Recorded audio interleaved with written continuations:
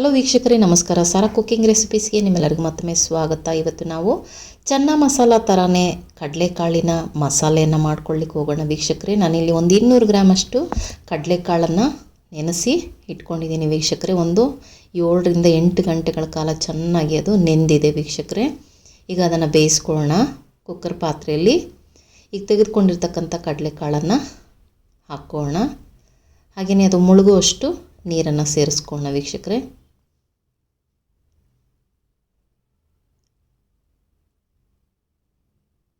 ಈಗ ಅದರ ಜೊತೆಯಲ್ಲಿ ಸ್ವಲ್ಪ ಉಪ್ಪನ್ನು ಸೇರಿಸ್ಕೊಳ್ಳೋಣ. ಉಪ್ಪು ಮುಂಚಿತವಾಗಿ ಕಡಲೆಕಾಳಿಗೆಲ್ಲ ಹಿಡಿಬೇಕಲ್ವ, ಹಾಗಾಗಿ ಒಂದು 2 ಇಂಚಷ್ಟು ಚಕ್ಕೆಯನ್ನು ಸೇರಿಸ್ಕೊಳ್ತಾ ಇದ್ದೀನಿ. ಈಗ ಒಂದು 2 ಲವಂಗವನ್ನು ಹಾಕ್ಕೊಳ್ತಾ ಇದ್ದೀನಿ ವೀಕ್ಷಕರೇ. ಒಂದು ಪಲಾವ್ ಎಲೆಯನ್ನು ಹಾಕ್ಕೊಳ್ತಾ ಇದ್ದೀನಿ. ಈಗ ಮುಚ್ಚಳವನ್ನು ಮುಚ್ಚಿ ಒಂದು 5 ರಿಂದ 6 ವಿಷಲನ್ನು ಕೂಗಿಸ್ಕೊಳ್ಬೇಕಾಗುತ್ತೆ ವೀಕ್ಷಕರೇ.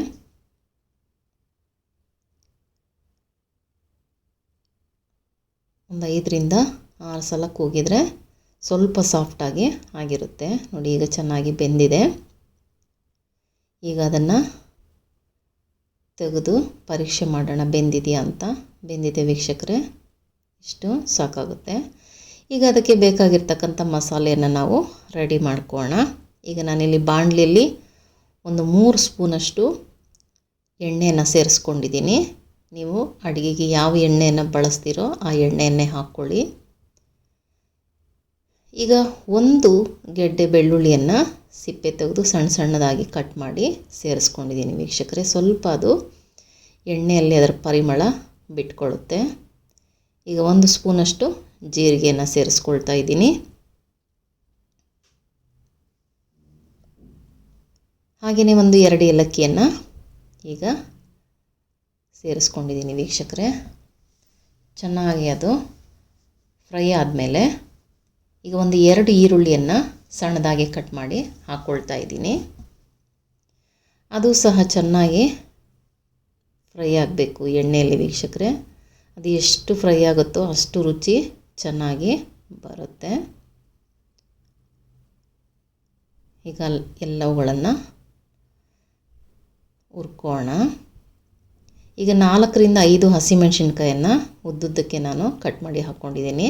ಹಾಗೆಯೇ ಒಂದು ಮಿಕ್ಸಿ ಜಾರ್ನಲ್ಲಿ ಒಂದು 2 ಸ್ಪೂನಷ್ಟು ಕಡಲೆಕಾಳನ್ನು ಹಾಕಿ ಸ್ವಲ್ಪ ಗ್ರೈಂಡ್ ಮಾಡ್ಕೊಳ್ತೀನಿ ವೀಕ್ಷಕರೇ. ಅದು ನಮಗೆ ಗ್ರೇವಿ ಬೇಕಲ್ವ, ಹಾಗಾಗಿ ಸ್ವಲ್ಪ ಅದನ್ನು ಒಂದು 2 ತಿರುಗಿಸ್ಕೊಂಡ್ರೆ ಚೆನ್ನಾಗಿರುತ್ತೆ.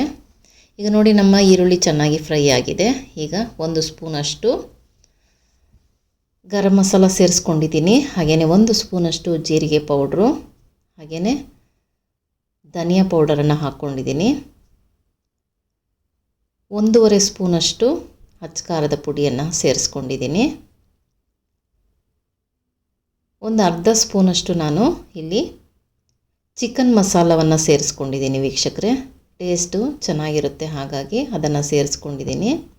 ಅದು ಬೇಡ ಅಂದರೆ ನೀವು ಚನ್ನ ಮಸಾಲವನ್ನು ಸೇರಿಸ್ಕೊಳ್ಬೋದು. ಹಾಗೆಯೇ ರುಚಿಗೆ ತಕ್ಕಷ್ಟು ಉಪ್ಪನ್ನು ಸೇರಿಸ್ಕೊಳ್ತಾ ಇದ್ದೀನಿ. ಈಗ ಅವೆಲ್ಲ ಚೆನ್ನಾಗಿ ಅದರ ಹಸಿತನ ಹೋಗೋವರೆಗೂ ನಾವು ಫ್ರೈ ಮಾಡ್ಕೊಳ್ಬೇಕಾಗತ್ತೆ. ಈಗ ಒಂದು 3 ಟೊಮೆಟೊವನ್ನು ನಾನು ಮಿಕ್ಸಿ ಜಾರ್ನಲ್ಲಿ ರುಬ್ಬಿ ಇಟ್ಕೊಂಡಿದ್ದೀನಿ. ಗ್ರೇವಿ ಬೇಕಲ್ವ, ಹಾಗಾಗಿ ಟೊಮೆಟೊವನ್ನು ರುಬ್ಬಿ ಸೇರಿಸ್ಕೊಂಡ್ರೆ ಗ್ರೇವಿ ಚೆನ್ನಾಗಿ ನಮಗೆ ಸಿಗುತ್ತೆ. ಈಗ ಚೆನ್ನಾಗಿ ಅದನ್ನು ಮಿಕ್ಸ್ ಮಾಡ್ಕೊಳ್ಳೋಣ ವೀಕ್ಷಕರೇ. ಈಗ ಮುಚ್ಚಳವನ್ನು ಮುಚ್ಚಿಟ್ಟು ಒಂದು 2 ನಿಮಿಷ ಮೀಡಿಯಮ್ ಉರಿಯಲ್ಲೇ ನಾವು ಆ ಮಸಾಲೆಗಳನ್ನು ಬೇಯಿಸ್ಕೊಳ್ಳೋಣ. ನೋಡಿ, ಈಗ ಎಣ್ಣೆ ಅಂಶ ಮೇಲೆ ಬಂದಿದೆ. ಈಗ ಅದು ಚೆನ್ನಾಗಿ ಮಸಾಲೆ ಬೆರೆತಿದೆ ವೀಕ್ಷಕರೇ.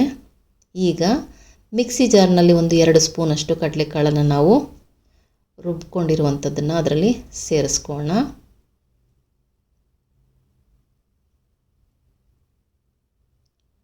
ಈಗ ಅದನ್ನು ಒಂದು ಸಲ ಚೆನ್ನಾಗಿ ಕಲಿಸ್ಕೊಳ್ಳೋಣ ವೀಕ್ಷಕರೇ.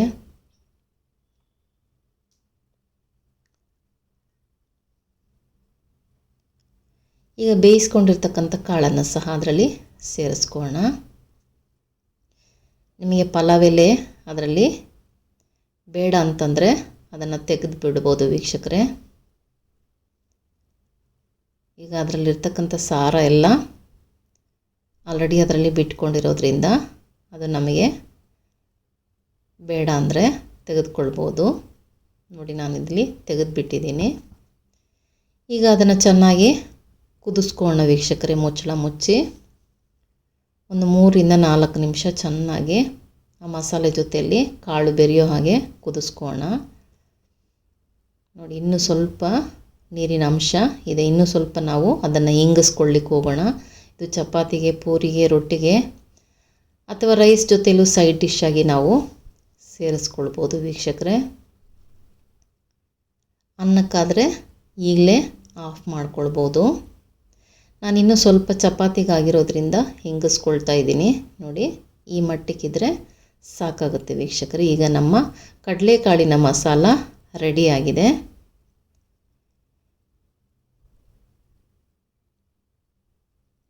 ಈಗ ಸ್ಟವನ್ನು ಆಫ್ ಮಾಡಿ ಸ್ವಲ್ಪ ಅದರ ಮೇಲೆ ಕೊತ್ತಂಬರಿ ಸೊಪ್ಪನ್ನು ಉದುರಿಸ್ಕೊಳ್ಳೋಣ.